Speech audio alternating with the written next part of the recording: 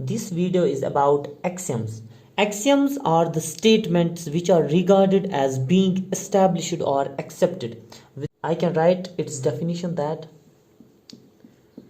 it is a statement that is regarded as being established or accepted. The statement of first axiom is that given two distinct points, there is a unique line that passes through both the points, that is this point A and point B. There will be only one line passing through both these points, that is this line L. There will not be any other line passing through these points A and B other than L. The statement of the second axiom is that if a ray stands on a line, then the sum of two adjacent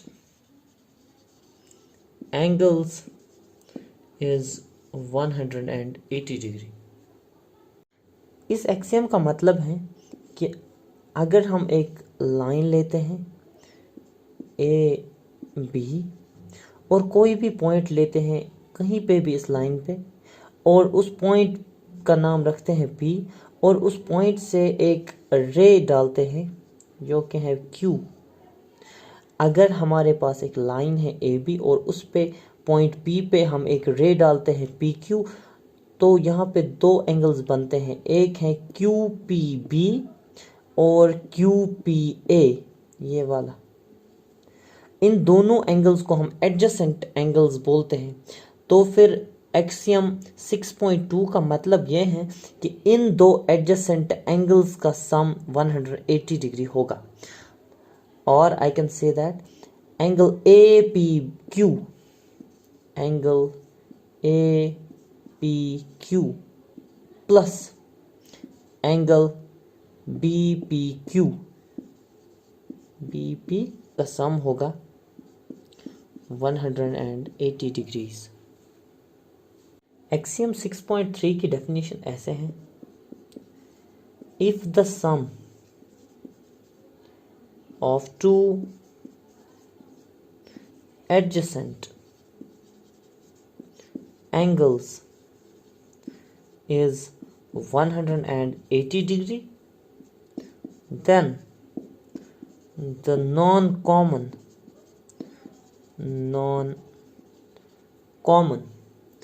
arms of the angle form a line. Axiom 6.3 converse है axiom 6.2 का।